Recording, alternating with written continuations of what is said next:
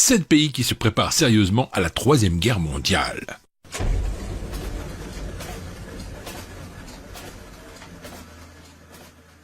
Pays numéro 7, la Chine. Plus de 150 000 soldats chinois ont été disposés sur la frontière avec la Corée du Nord. La Chine se prépare à la guerre et à une invasion américaine, mais aussi à faire face à l'afflux des réfugiés nord-coréens, même si les médias américains expliquent que la Chine serait du côté des États-Unis. Des images de soldats chinois en train de se mettre en position font le tour du monde. Les soldats chinois ressemblent à des robots, prêts à répondre à l'agression américaine, tant les mouvements de ces hommes sont si coordonnés et si énergiques.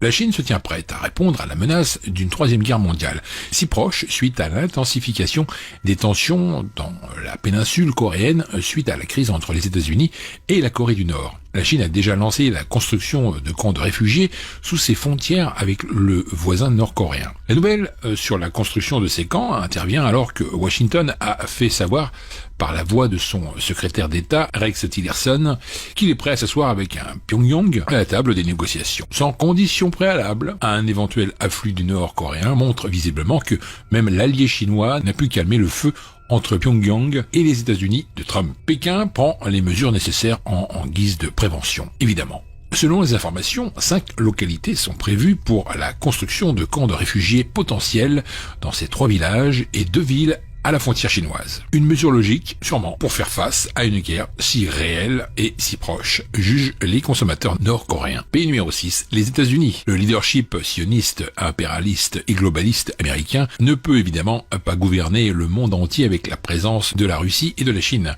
Ces 2 pays freinent l'évolution des Américains. C'est pour cela que le complexe militaro-industriel américain prépare aujourd'hui en Europe une guerre avec option nucléaire contre la Russie. L'Empire américain ne supporte pas la concurrence des empires chinois et russes. Les USA sont donc en déclin.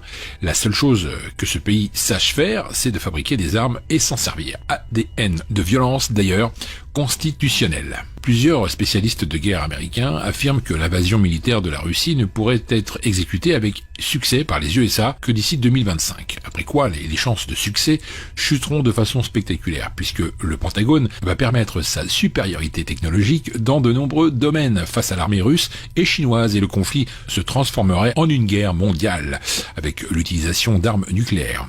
Les États-Unis n'ont que seulement 4 ou 5 années d'avance technologique sur ces 2 rivaux. En ce qui concerne le peuple américain, construire son abri souterrain est devenu une véritable obsession depuis la guerre froide, lorsque les États-Unis craignaient une guerre nucléaire, mais il s'agirait cette fois d'un véritable comeback.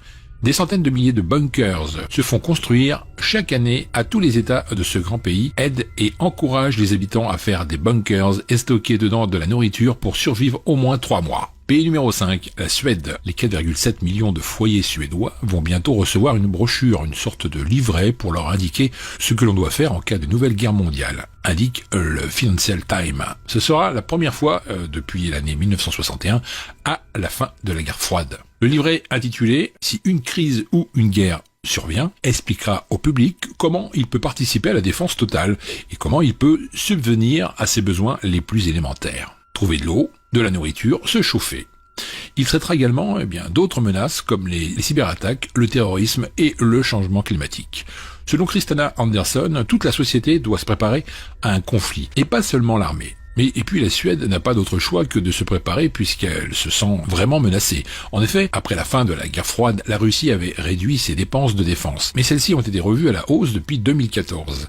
La conscription a été réintroduite et les militaires ont été basés de manière permanente sur l'île Gotland pour la première fois depuis une dizaine d'années.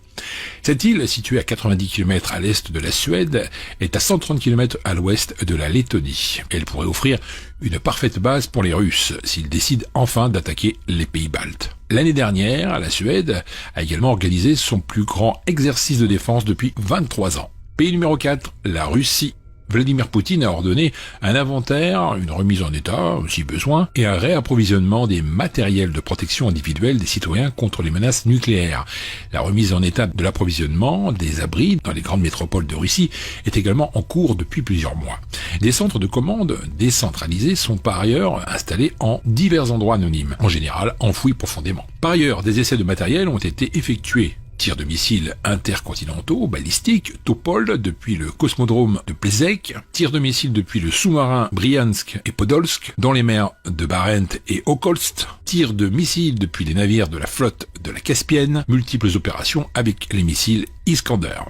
Sur la chaîne d'information en continu, Russie à 24, l'heure est à la présentation des abris antinucléaires à Moscou. À Saint-Pétersbourg, le site d'information Fontonka annonce que le gouvernement veut rationner le pain pour une future guerre, malgré les explications des autorités qui affirment vouloir simplement stabiliser le prix de la farine. La Russie se tient donc prête à une guerre nucléaire suite à une éventuelle première frappe des USA. Pays numéro 3, la Suisse. 4 nouveaux bataillons spécialisés ont été formés en Suisse ces derniers mois et seraient désormais opérationnels, destinés à être déployés le long des frontières en cas de déclenchement de la Troisième Guerre mondiale et pour anticiper le désordre social qu'un afflux massif de réfugiés provoquerait. 1000 drones ont en outre été commandés à Israël. Ils seront également affectés à la surveillance des frontières. La Suisse prépare aussi sa population.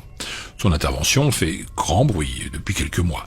L'ex-chef de l'aide humanitaire suisse, aujourd'hui à la tête de l'exercice du réseau national de sécurité, Tony Fritsch, avait recommandé aux ménages de constituer des réserves alimentaires, une pratique largement abandonnée depuis 1982 et l'adoption de la loi sur l'approvisionnement économique du pays. Or, selon le scénario catastrophe mené l'an dernier par le RNS, les résidents devraient être préparés à affronter des scénarios catastrophes pour la Troisième Guerre mondiale. La quantité de provisions à constituer est assez impressionnante. Les réserves pèsent un peu plus de 200 kilos. Autant dire qu'il faut avoir des étagères très solides à la cave. Question de budget. La facture s'élève quand même un peu moins de 600 francs suisses. N'oublions pas que la Suisse est le leader pour le nombre d'abris atomiques. Les articles 45 et 46 de sa loi fédérale sur la protection de la population et sur la protection civile stipule que chaque habitant doit disposer d'une place protégée dans un abri situé à proximité de son lieu d'habitation et atteignable dans un délai raisonnable.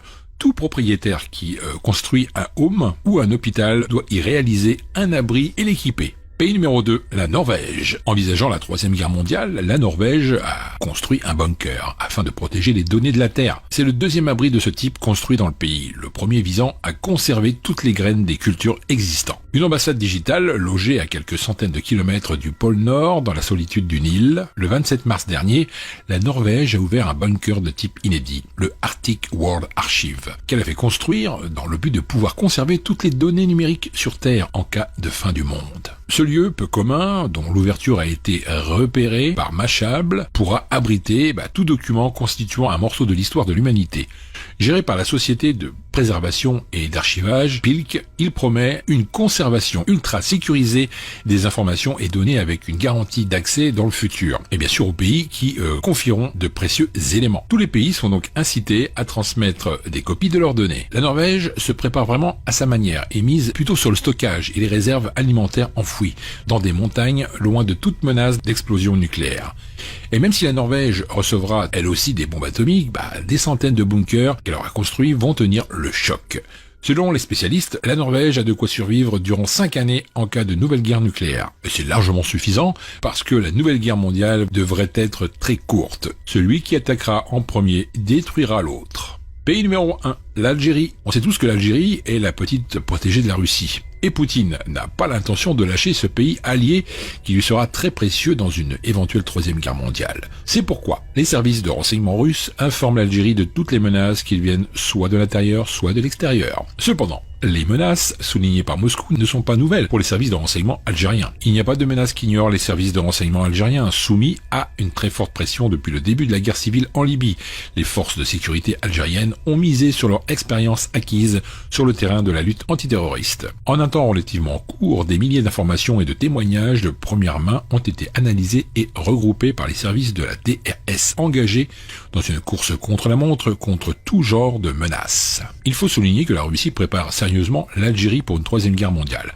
L'Algérie est le seul pays d'Afrique et l'un des rares pays dans le monde à avoir reçu le système de défense anti-aérien S-500, qui est le plus développé et le plus sophistiqué de nos jours. Soyez sûrs, mes chers amis, que ces systèmes de défense aérien S-500 ne sont pas là pour contrer les missiles ou les avions du Niger, du Mali ou de la Libye, mais plutôt pour contrer le bombardier et les drones futuristes des Américains de l'ensemble des pays membres de l'OTAN. Il faut surtout souligner les énormes livraisons missiles anti-chars très puissants qui se comptent en dizaines de milliers capables de percer tout type de blindage.